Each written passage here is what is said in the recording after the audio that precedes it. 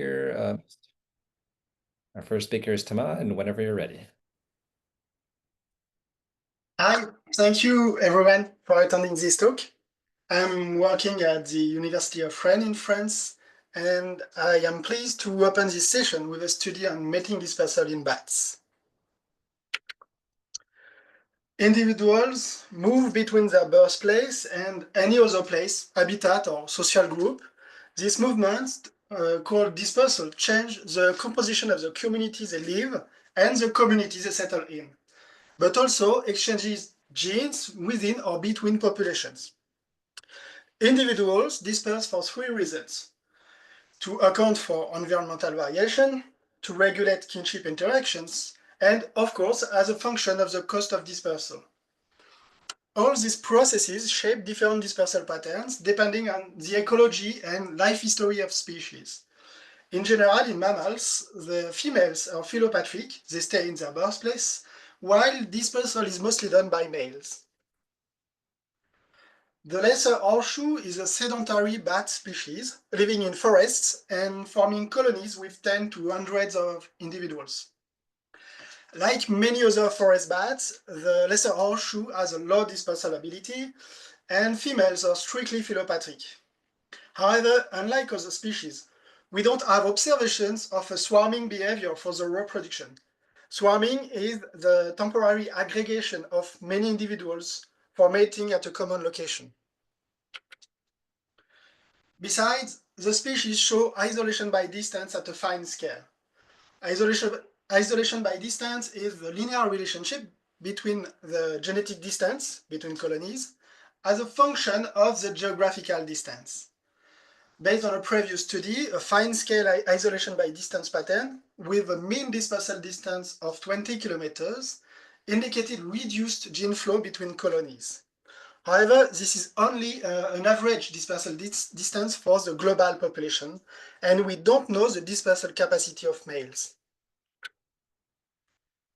Mating dispersal is a movement specific to reproduction. One parent, or both, move temporarily outside their living place just to mate with the other parent, then move back to their residence. In bats, the females form stable colonies, while males are mobile and move into maternity colonies for mating. While the movement can be quick and remain often cryptic, the mating dispersal produces gene flow between colonies.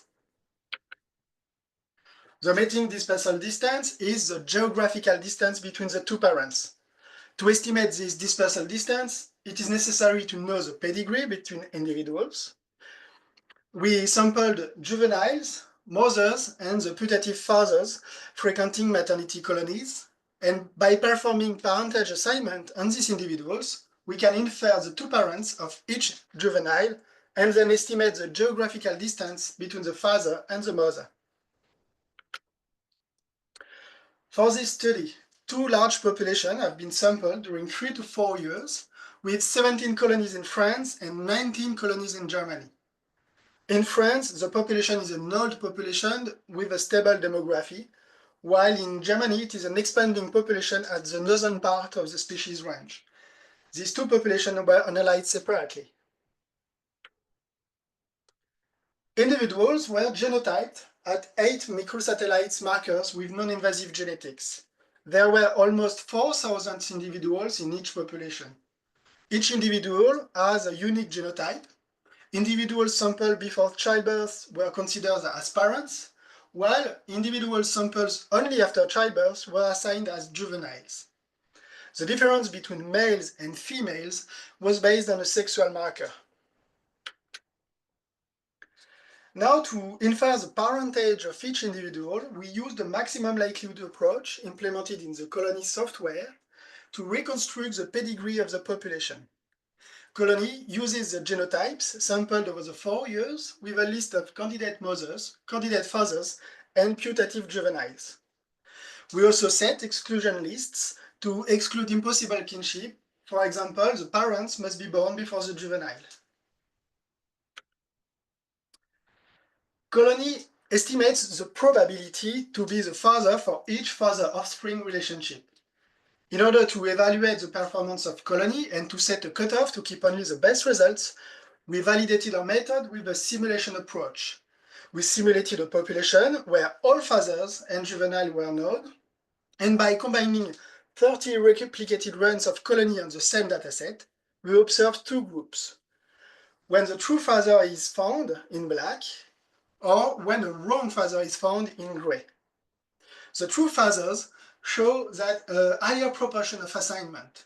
We were able to confidently remove incorrect fathers and call only the best inferences when a father was found in at least 10 independent runs.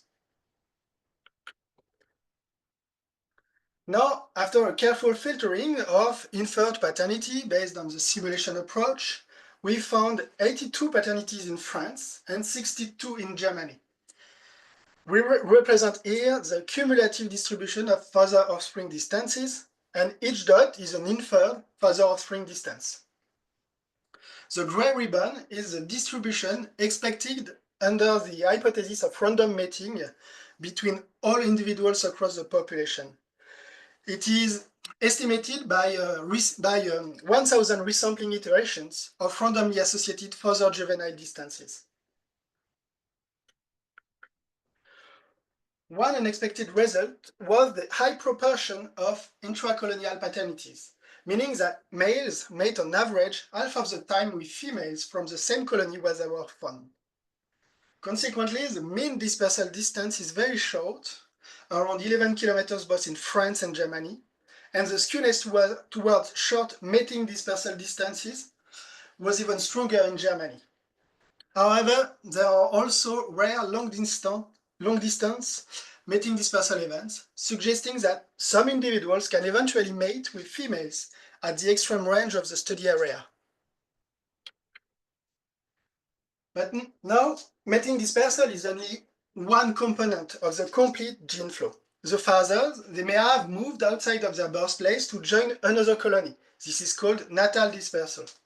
The complete gametic dispersal, the total distance of the gene flow, is the distance between where the father was born and where the offspring was born. So the natal colony of male individuals was assessed by genetic assignment of fathers to colonies in the dataset with the software structure. The complete gametic dispersal distances were then estimated by combining natal with mating dispersal distances. We estimated the best kernel density function for the dispersal on the father-offspring distances, and we kept the kernel function with the best likelihood. The proportion of gametic dispersal outside the natal colony was 80% in France and 70% in Germany. So separating intracolonial mating and strictly positive dispersal distances consistently outperform other models. And you can see here all the kernel density function for the strictly positive dispersal distances. We kept the Weibull function, that was the best fit, but the gamma and log normal were close to it, and these three functions are typical functions for fat-tailed distributions. The resulting gametic dispersal kernel, which is a black solid line now, showed a mean distance around 20 kilometers and a fat-tailed distribution typical of an excess of long-distance dispersal movements. You can compare these kernels to a previous estimate by Lennon and collaborators that was based only on the slope of isolation by distance. And even when combining natal and mating dispersal, the total gametic dispersal was at short distances, suggesting limited inbreeding avoidance or maybe higher cooperation between related in this species. The limited gene flow observed in the lesser horseshoe is shorter than in similar bat species. It is most likely the result of the high number of intracolonial mating, which is a rare behavior in bats.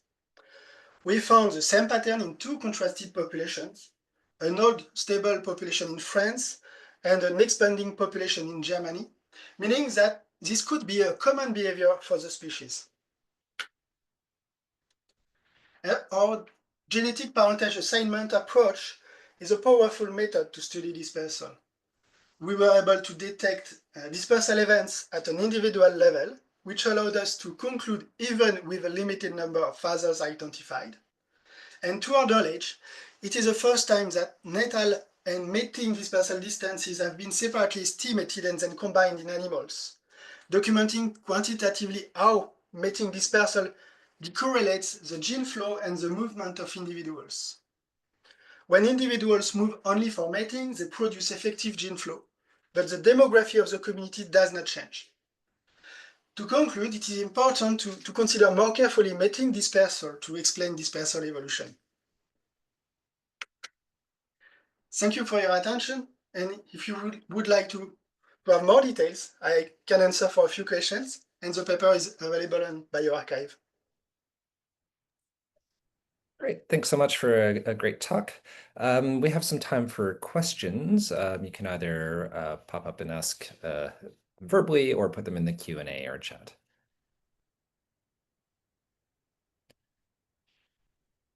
So I'm curious, and maybe you said this, but I mean, bat populations are very large, right? Like in what percentage or proportion of cases were you actually able to assign parentage? Oh, we were able to assign only a few fathers. There is around 20 fathers in each population. Yeah, So it's quite low because in fact often it's the same father that is found across years. So gotcha. he can Yeah. give birth to 3 or 4 offspring. Okay. Yeah.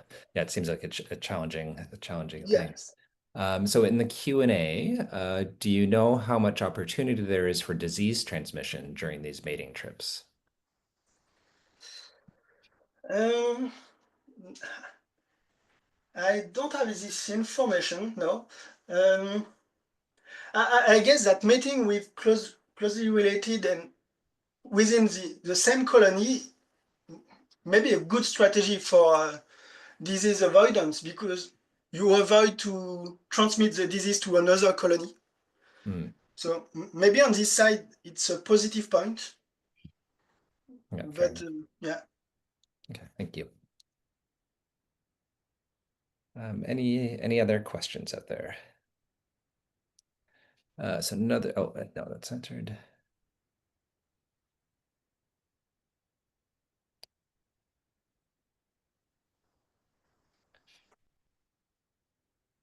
All right, well, thanks again for a really interesting talk.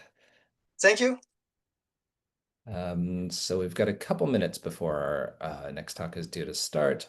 But I mean, Ardra, you're welcome to start sharing your slides, and then we'll just wait until 11:15 before we get going. And if people do have questions that they want to ask any of the speakers, please feel free to enter them into the Q&A.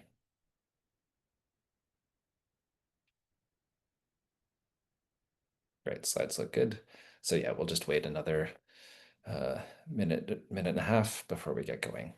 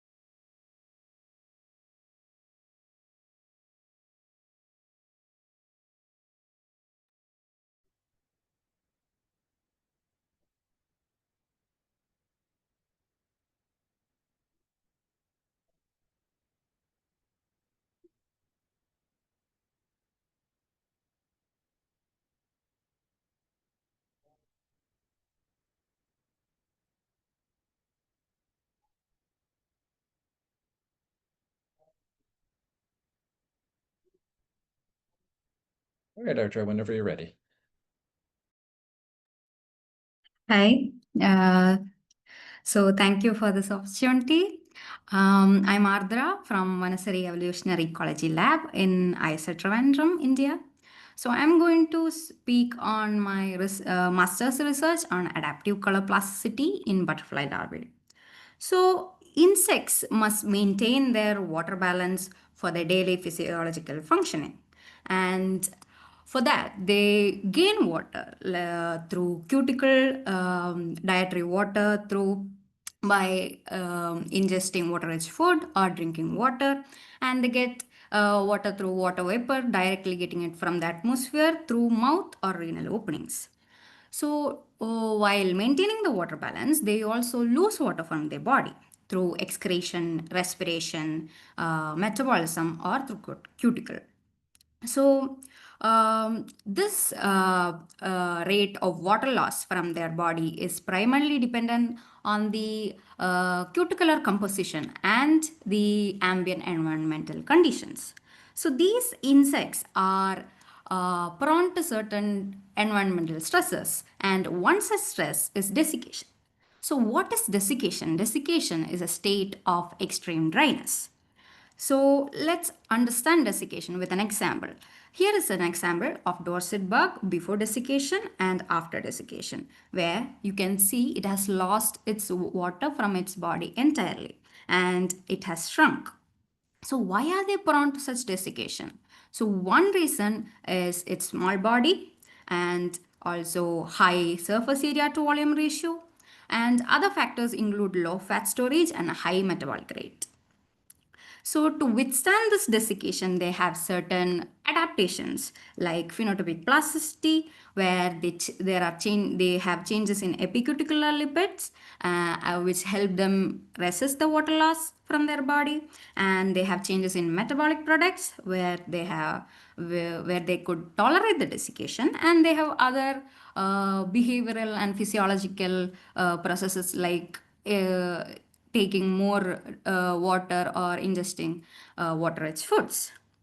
So let's understand phenotypic plasticity with an example of Drosophila. So here the Drosophila was reared in low relative humidity and high relative humidity. And the one reared in low relative humidity has a thick melanin in its epicutical region. And we could see that the one with thick melanin is having a slower rate of water loss from his body compared to the one with a thin layer of melanin. So, this absence or presence of melanin is adaptive. There are multiple researches going on desiccation tolerance and resistance on Drosophila and other insects, but there is very limited studies on lepidopterans, which are also ecologically important. So I wanted to know more about lepidopterans, and these butterflies have, especially the grass feeding ones, have life stages like egg, larvae, pupae, and adult. And I was more drawn to the larval stage because they are one of the longest stage in the butterfly, and they are more prone to the environment when they have longer lifespan, and they consume grasses which differ in water content also. So for that, there are butterflies which also show larval color plasticity. And there are studies that show that darker insects have better desiccation tolerance than lighter insects. So I wanted to see uh, if this difference actually shows in two moisture content, like they are feeding on dry plants and fresh plants. And once they are fed on dry plants, uh, I predicted that they will be having more brown larvae, and the one fed on fresh plants would be having more green larvae. So for this, I used my model as Iptima hubineri, which usually feed on Poaceae familia. and I used wheat plants where I could manipulate the plant moisture content by giving them two different water content. So once these hatchlings are transferred to these plants, I could maintain them in the growth chambers, and once they are around in the last larval stage, I noted down the color of the larvae. So with that, I could see that the larvae under the dry plants had more brown color compared to the larvae in the fresh plants, which had more green color. So this shows that brown color was more seen in dry plants, and I wanted to check whether this larval color plasticity did show some effect on desiccation tolerance. So I predicted that brown larvae would be having less water loss compared to the green larvae. And I also predicted that brown larvae would be having better survival compared to the green larvae.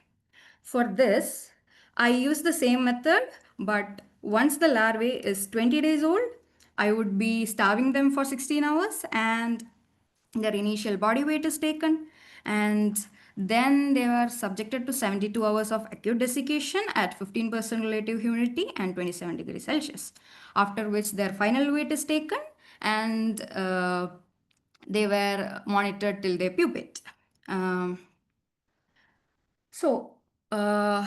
on to the results, under desiccation on dry plants, we could see that brown larvae had less water loss compared to the green larvae. And similarly, on fresh plants also, brown larvae had less water loss compared to the green larvae, showing that they were able to, the pigmentation in brown larvae could actually resist water loss. And comparing the survival, we could see that brown larvae did better in survival than the green larvae on dry plants, and on fresh plants also brown larvae did better than the green plants, showing that they were able to process the metabolites and actually tolerate the desiccation. So till now we did it on the basis of moisture content of the plants. So what if it's the dry condition or the dry background color that causes this change in color?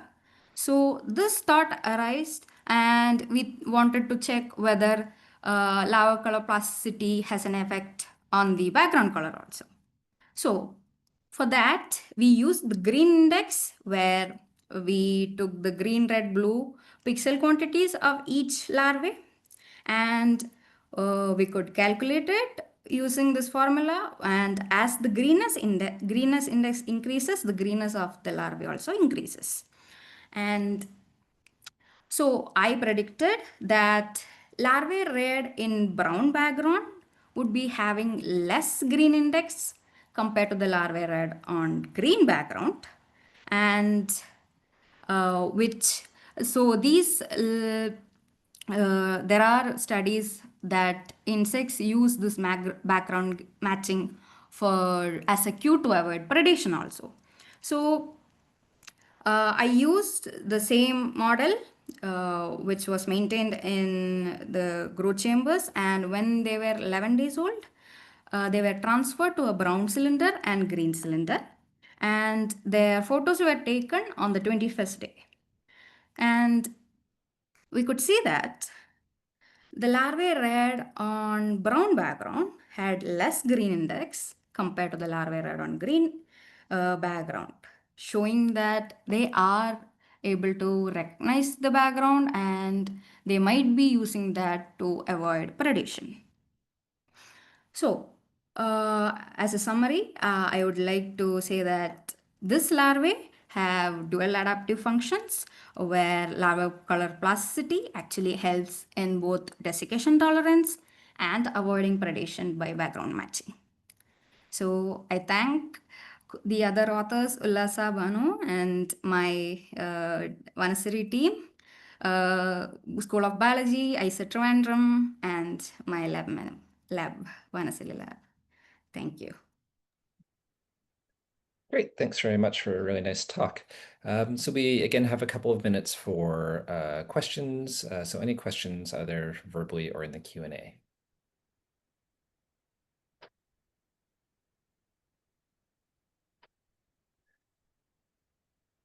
So I was wondering in the field, how sorry, in a given season, how much variation is there on the plant substrate? Or are all the plants brown, or all the plants green in a given season, or is there a range of substrates in a given season? So that's a very good question, actually. So the plant in each geography we can see it differently. Mhm. Since this is a common butterfly, the variation in the grasses is mostly based on the rainfall content.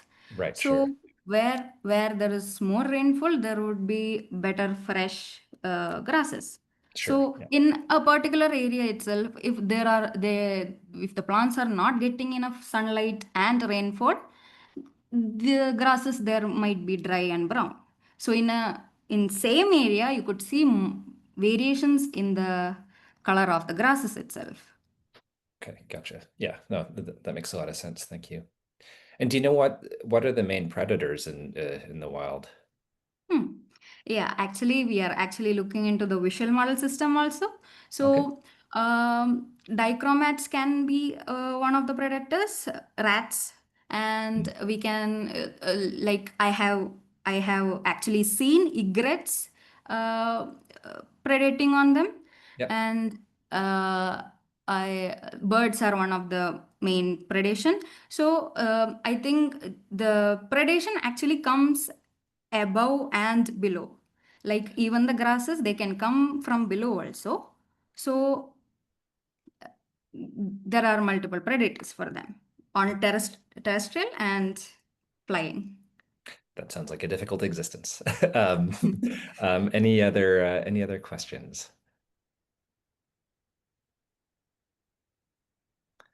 Okay. Oh, there's one in the Q&A. Um, so Parker asks, are there any observable differences in how plastic these color changing abilities are across individuals? It seems like being able to alter pigment for these purposes is incredibly good for fitness, but maybe incredibly energetically costly. So differences across individuals in plasticity and energetic costs.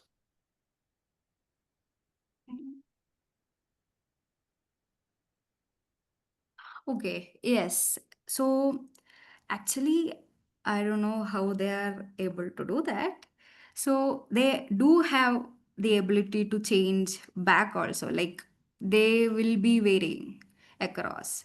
Um, there can be multiple reasons, even relative humidity, even the temperature, even the background color, even the hue or saturation, or even oh, what do we call the uh,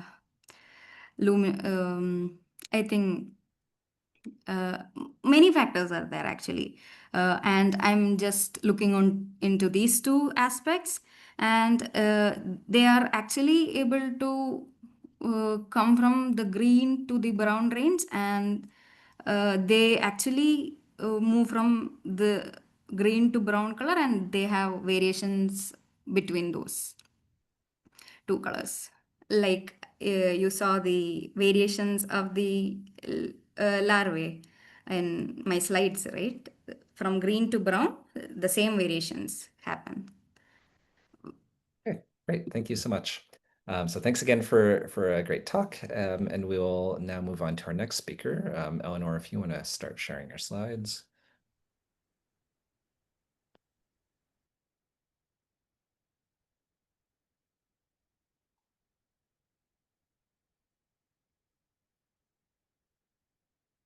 There we go. Great. That looks good. And we will wait. We'll just wait until 11:30 to start.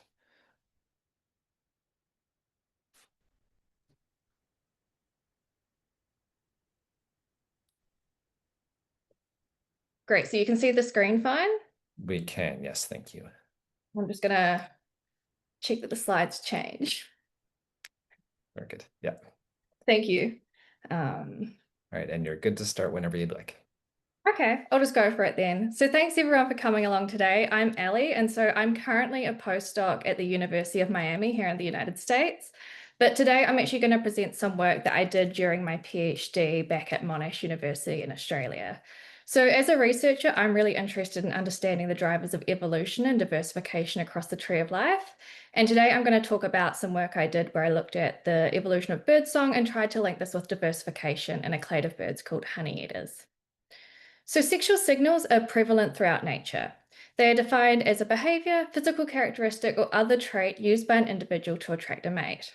Examples of sexual signals could include ornaments such as bright coloration in fish, visual signals including different flash patterns produced by fireflies, or even acoustic signals such as birdsong.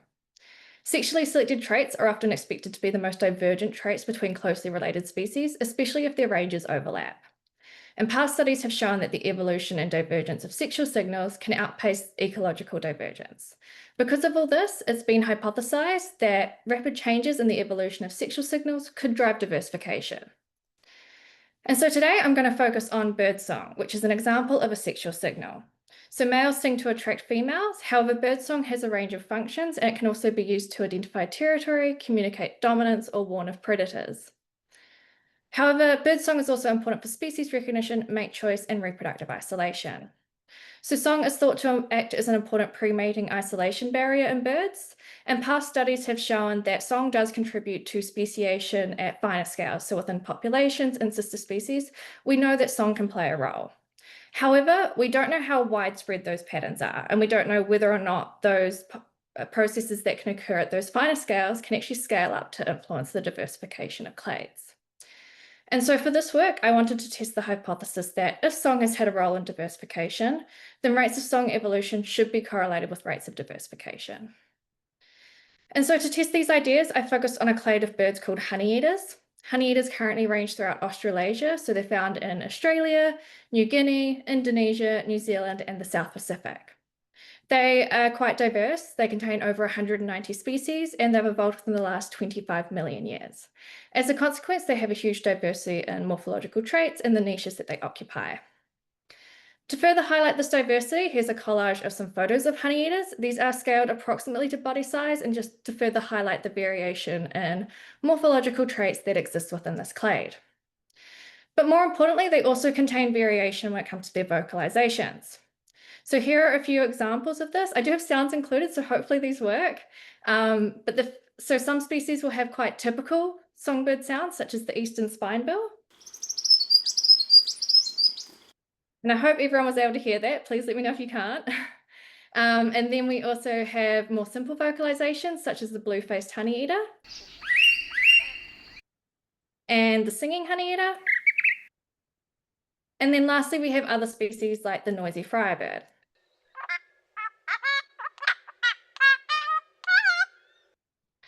So as you can hopefully tell, there's a lot of variation that exists in song and a lot of other features within this group. So I think this is an ideal clade for looking at song evolution and trying to link it with diversification. So here I just wanted to make a note that most of the underlying data for this research comes from my previous work. So this was the final piece of work from my PhD, but in the earlier chapters from my PhD, I previously reconstructed honeyeater phylogeny and also looked at the underlying drivers of song evolution in this clade. So the phylogeny comes from my first chapter, the song data comes from my second chapter. In saying that, I'll just give a quick brief overview of the song recordings and the type of data I extracted from them. So for the song recordings, I used online databases. So fortunately, there was a lot of great databases for songs. And so I was able to access bird songs from Xenocanto, the Macaulay Library at the Cornell Lab of Ornithology, the Australian National Wildlife Collection Sound Archive, and the Avian Vocalization Centre. So from all of these online databases, I managed to get song data for 163 out of 192 species of honeyeater. This was about 85% complete sampling for that clade, and I was really happy with this number. So this consisted of a total of 546 recordings. However, I did actually assess well over 900 recordings. In honeyeaters, males sing to attract females, therefore I only exclusively used male song recordings. And this data set ranged from about 1 to 20 recordings per species. To extract the song variables, I used a program called Raven Pro, which enabled me to visualize the recordings as spectrograms like shown here and extract a number of features. So I focused on variables that have commonly been used by past studies to look at variation in birdsong across species. Here I've got an example from one of my favorite species of honeyeater, the New Zealand bellbird, which sounds like this. And so the first variable I extracted was peak frequency. This is the frequency across the song at which the most sound energy is produced. It might also be the loudest note in the song.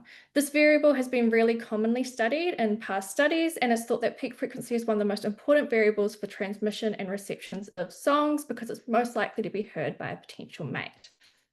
I also extracted the maximum frequency from the highest pitch note of the song and the minimum frequency from the lowest pitch note of the song and calculated bandwidth from that. And lastly, I considered pace, which is the number of notes over the duration of song to give an indication of how fast or slow species might sing. So for my analytical approach, it can be quite challenging to link the evolution of continuous characters with diversification. So I followed an approach to past studies that have tried to link diversification and song evolution. And I first looked for shifts in diversification across the honeyeater phylogeny, and then assessed whether or not those shifts in diversification are correlated with differential rates of song evolution. This is based on the hypothesis that where we see bursts in diversification, we would also expect to see bursts in song evolution. And so to estimate rates of diversification, I used a branch-specific diversification rate estimation approach, and this analysis was conducted using RevBayes, which enables Bayesian inference of phylogenetic comparative methods. So here I estimated branch-specific speciation and extinction rates, and I was able to extract information on shifts in diversification along the honeyeater phylogeny. So here are the results from this analysis. We've got the rates of diversification painted onto the honeyeater phylogeny, and at the tips I have some dots that indicate whether or not species were associated with shifts in diversification or no shifts in diversification. So I found two overall rate categories for diversification across the phylogeny, where we kind of have one main rate and then shifts to this lower rate of diversification. So the species associated with the shifts to lower rates of diversification were relatively comparatively older lineages within the phylogeny, but interestingly, a lot of them were monotypic genera. So this is a genus where there's only one species in that genus. This pattern fits with what we know about speciation and diversification patterns in birds, where rates of speciation tend to slow over time as niches become filled. So then to try and link these diversification rate categories with rates of song evolution, I used state-dependent trait evolution models. Specifically, I used the muskrat model implemented in RevBayes. So this is a relaxed, multivariate, Brownian motion state-dependent model of trait evolution. So basically here, I was able to jointly model the evolution of the discrete character, which is either shift in diversification or no shift in diversification, and test how that influences the evolution of the multivariate continuous characters, which were all my song variables.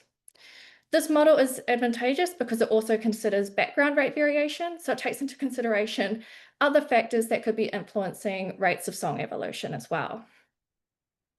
Using this approach, I found that those shifts in diversification have a significant influence on rates of song evolution.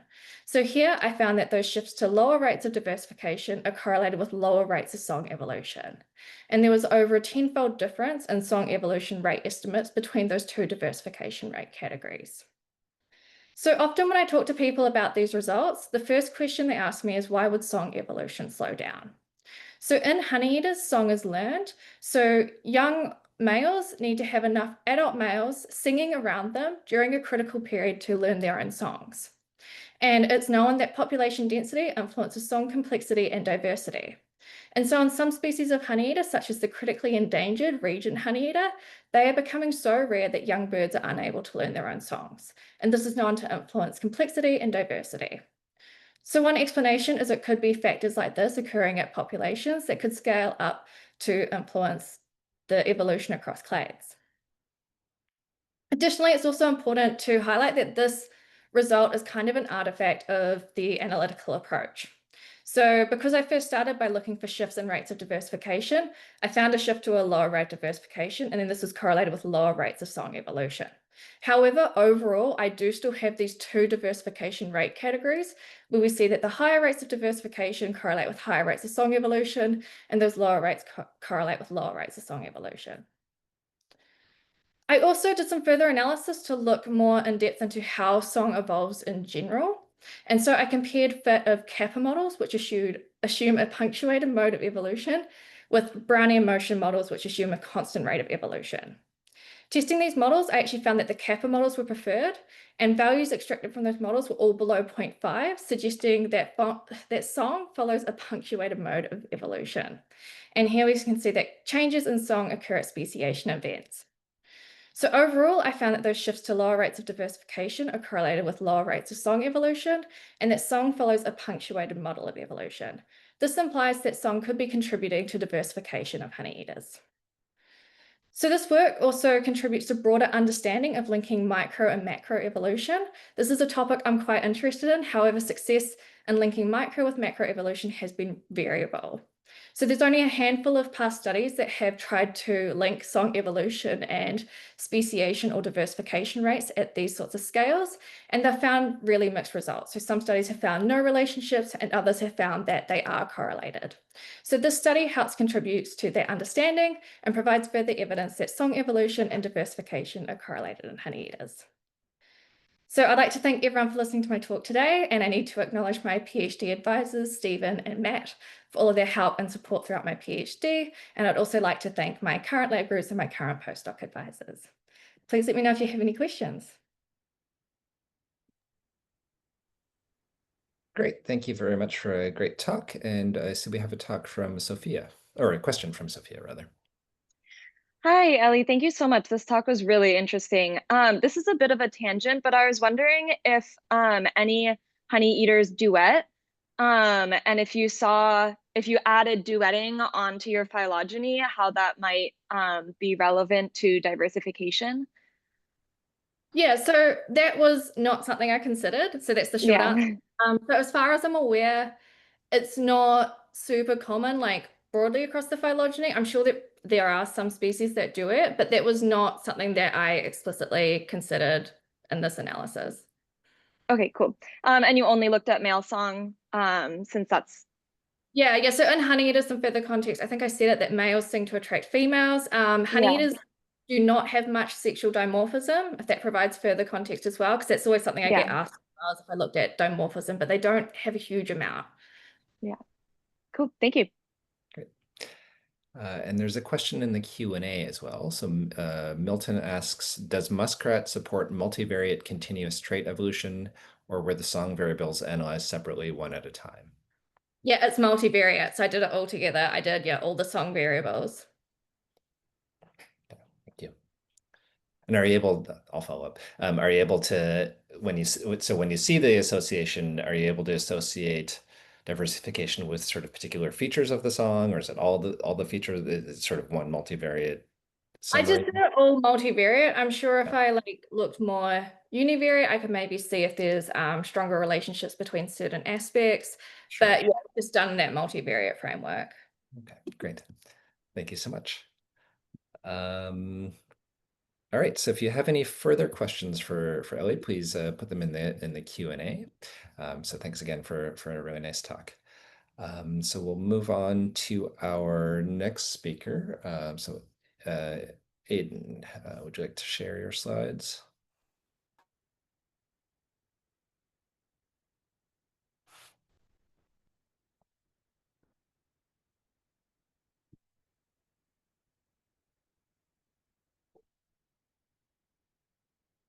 Great, so we can see that, and we'll just wait right till 11:45 to start.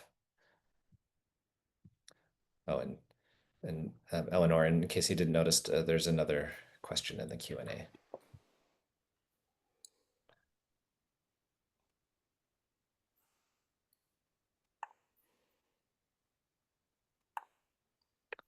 Aiden.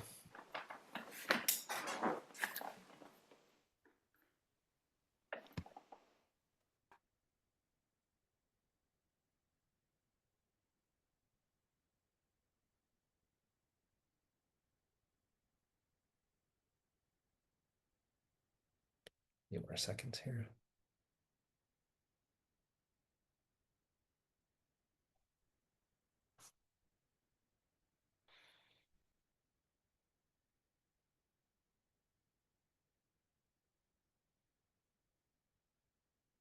Whenever you're ready.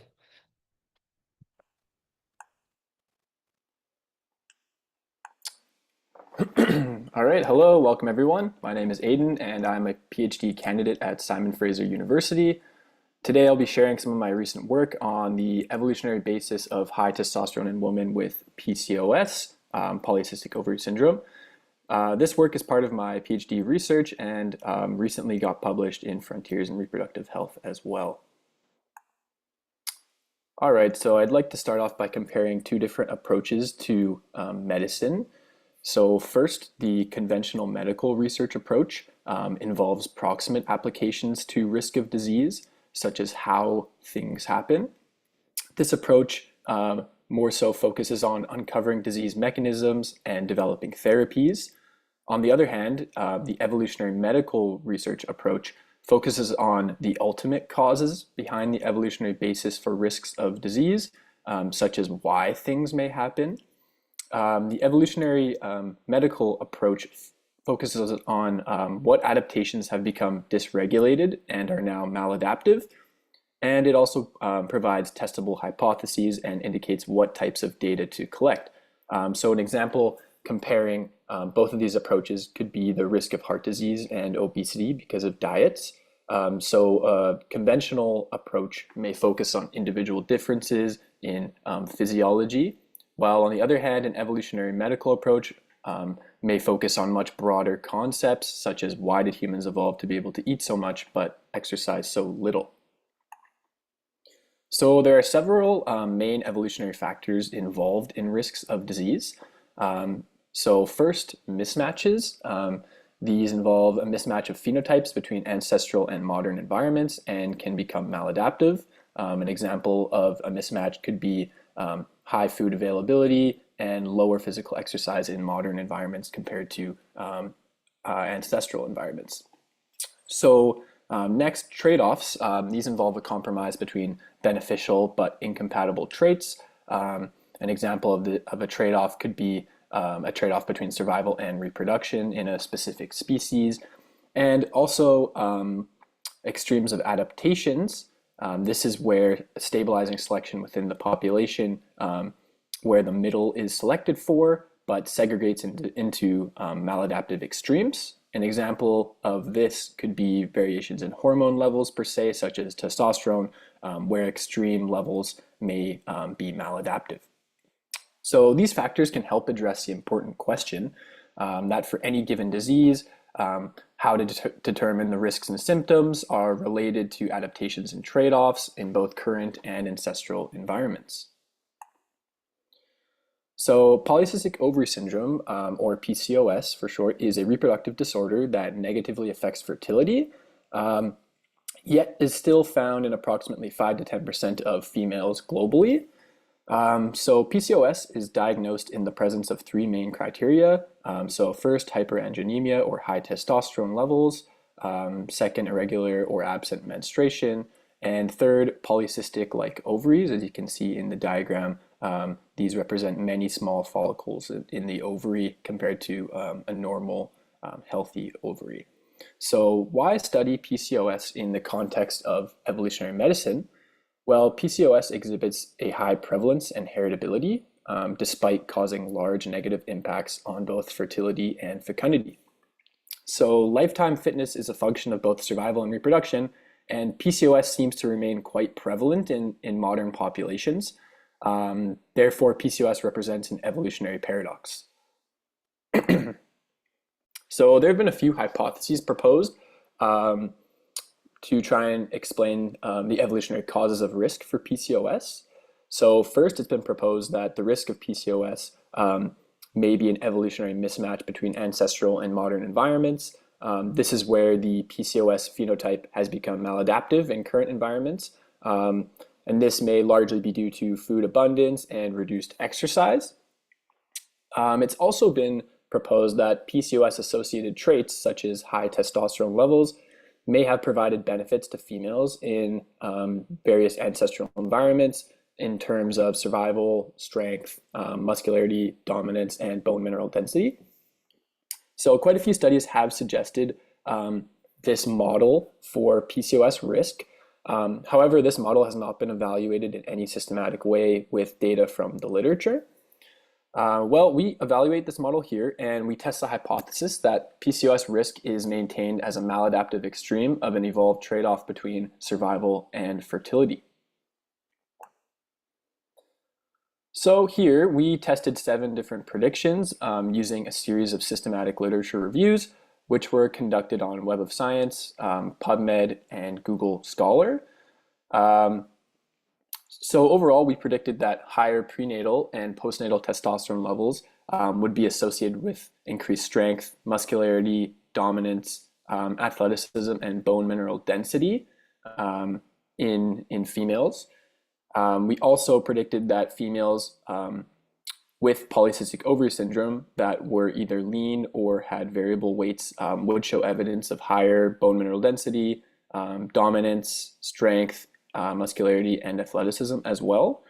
And lastly, we predicted that females in some ancestral environments or small-scale societies would exhibit evidence of substantial strength, muscularity, and athleticism. So to test the prediction for ancestral females and females from small-scale societies, we used evidence from studies of osteology. So these would be reports of relative bone strength and properties as well. So studies of myology as well, we would look at, and these types of studies would test for previous muscle use and activity. And lastly, studies of anthropology would provide some important background and evidence regarding female labor and activities such as partaking in hunting. So if true, this evidence would suggest that high levels of strength and muscularity were not uncommon among females in some ancestral environments, and may represent socio-ecological context for benefits to relatively high testosterone. So the findings revealed that elevated testosterone levels were generally linked to increased strength, muscularity, athleticism, and dominance in females, and that individuals with PCOS also exhibited notable evidence of these enhanced traits compared to controls. So the archaeological evidence and data from current small-scale societies also suggested that females in many cultures historically exhibited significant levels of strength and muscularity. Despite evidence supporting the association between high testosterone and bone mineral density in healthy females, this phenotype was not clearly associated with PCOS, so the results that we found and came up with were quite heterogeneous. The reasons for this finding are unclear, but we may believe that it could involve insulin resistance or other factors. Lastly, there was an important gap in the literature regarding levels of dominance in females with PCOS, and this is represents a key area of future research that could be important in this regard. So we wanted to see if the distributions of mean total serum testosterone levels were comparable and overlapping across 3 different groups. So we looked at numerous studies that included testosterone levels of female athletes, females with PCOS, as well as female controls. And we plotted each of these distributions. And the data here showed an approximate normal distribution in the PCOS group. And females in this PCOS group exhibited testosterone levels nearly twice as high on average compared to healthy matched controls. The important takeaway here is that athletes showed intermediate values. So they overlapped with both PCOS and control groups.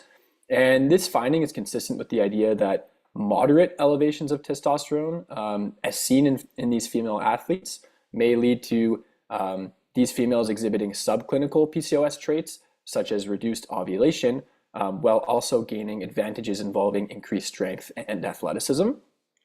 So this supports the idea that PCOS is a disorder involving extremes of adaptations or trade-offs.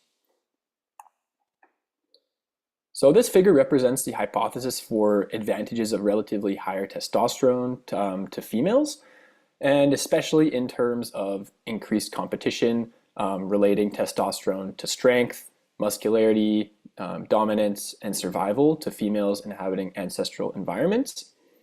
So higher BMI which leads to higher visceral fat, and relatively higher testosterone levels may have also led to survival advantages in the context of starvation and infectious disease. So high testosterone is advantageous regarding the correlates of survival, but there's also considerable evidence that higher testosterone results in reduced fertility and fecundity in females. These results suggest that the risk for PCOS apparently represents an extreme manifestation of trade-offs between both survival and reproduction. We researched further into this trade-off and conducted new work demonstrating a fertility dominance trade-off in females. Here, levels of prenatal and postnatal testosterone mediate trade-offs between factors of reproduction and survival, especially in the context of competition among females. So this work provides further support for the hypothesis presented here that PCOS represents an extreme of a trade-off mediated by mismatches.